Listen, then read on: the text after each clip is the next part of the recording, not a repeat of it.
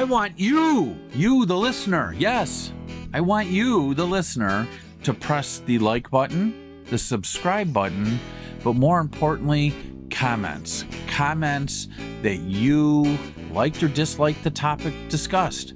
What would you like discussed? Because you, the listener, are who is important to me so that I can provide the value that you want and need. Joel, today I am 6'2". My shoulders are exactly 4 feet across, and I wear 32-inch waist. In what world? Not this one, apparently. I'm a terrible liar. But we are talking about how you manage staff when they lie. Not if they lie, but when they lie. And it happens for a variety of reasons. Sometimes they just don't want to get caught in the sense that things that they are supposed to do aren't done and they know it, but they're going to tell their boss, oh, yeah, I did it. They don't want the backlash from it. There is a point when it seems like managing staff is sometimes like managing children. Part of this is around personal issues. There are privacy issues. Quite frankly, how much do you want to know about what they did over the weekend? As long as it was legal and they showed up for work, everybody's good. Right. There's things that aren't any of our business. Exactly.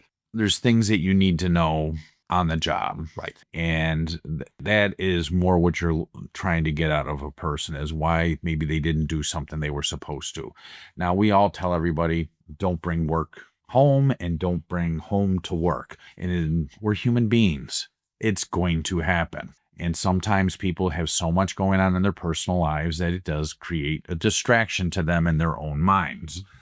And they're contemplating, my mom, my spouse, whatever is ill. And that may be weighing on them heavy, and they think they're doing things. So there's times people lie when they really think that they did something. As a manager, you start learning when someone's telling you the truth, or they're telling you what you want to hear instead of what you should hear. Can I parrot that back to you? Yes. As a manager, you begin to understand when your staff are telling you things that they believe to be true. Correct. As opposed to when they are fabricating. Correct. Okay. And sometimes because their mind is dealing with problems maybe outside of work, they think they did something and they're legitimately saying, yeah, I did that. I took care of that. But you can see the distress in their being. Sure. And it's like, well, maybe we should go back to the restroom. You told me that you swabbed all the bowls and all the urinals. Well, your bowl swab is dry. How did you clean the toilets and the urinals? Ah, boss, I'm sorry. And that's, oh, you caught me. Or sometimes they legitimately thought that they did it because of the distress that they're under. And it's just trying to get them to refocus.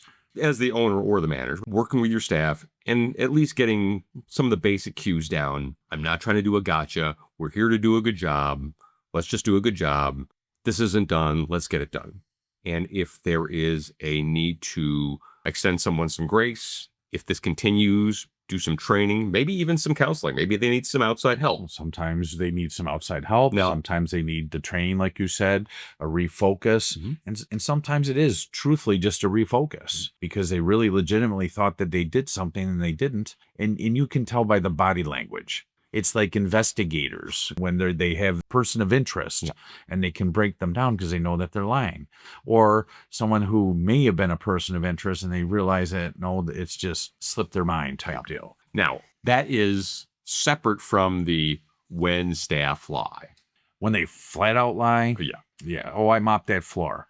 No, you didn't. I've been sitting outside in the parking lot looking through the window and you are leaving 20 minutes early and you did not mop that floor. I showed up on time. We have a geolocator. In those times, there's got to be some type of discipline that's associated with it. Just like you said earlier, raising children. I call it the hot stove effect. You don't discipline somebody about something that happened 3 months ago. You have to discipline them about what happened at that moment.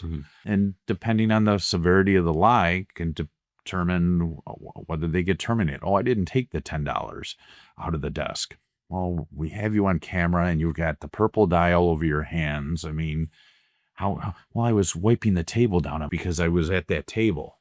Dealt with that in the years I've been in this industry where people have actually tried to even talk themselves out, even when they're red-handed, or in this case, purple-handed. Some of the things that they've done. And I mean, it's not funny, but it's funny when you look back at it. You don't ask the question that you don't already know the answer to. And that makes it difficult when you have to terminate somebody, but you're trying to help them save face so that maybe they resign rather than get terminated so that they do save face. There is a step past resignation, and I know that you have counseled owners on that. We previously have dealing with law enforcement in the course of having to dismiss someone. So there is a step above. We have that issue. We have dismissal. But hopefully it doesn't get to that. You're Right. hoping that it's more a verbal consultation. Maybe it's a written warning, maybe a suspension. You want to try to do all those things first, but depending on the problem determines what you have to do. Mhm. So just because somebody lies doesn't necessarily mean they're going to get terminated. But if it is where, hey, they're caught stealing and they're still trying to lie their way out of it, that's a terminate defense. But not mopping a floor, and you want to use progressive discipline within, and you want to set a tone. You teach people how to treat you. So if you bypass and don't say anything when the lies happen, you're teaching that it's okay. And staff talks to staff. It's okay to lie to the owner. It's okay to lie to the boss, the manager, or whatever. So you teach people on how to treat you.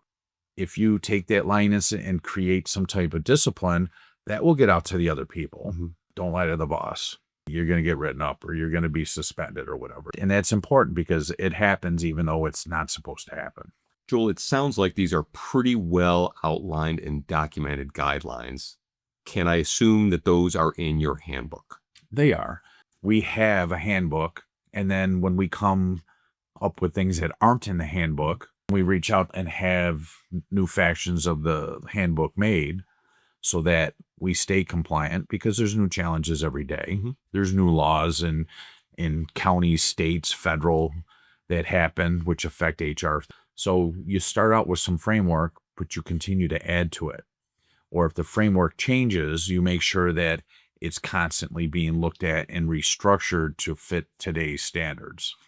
And today's standards are a constantly moving goalpost. So, dear owner, first things first, if you have not contracted an HR professional, we've got links to a good one. Hey, Harmon. Hey. His company has been fantastic in helping Joel as well as working with numerous other companies.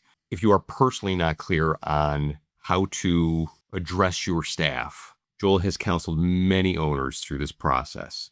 He's a great resource. I highly encourage you to reach out to him. Set up a consultation time.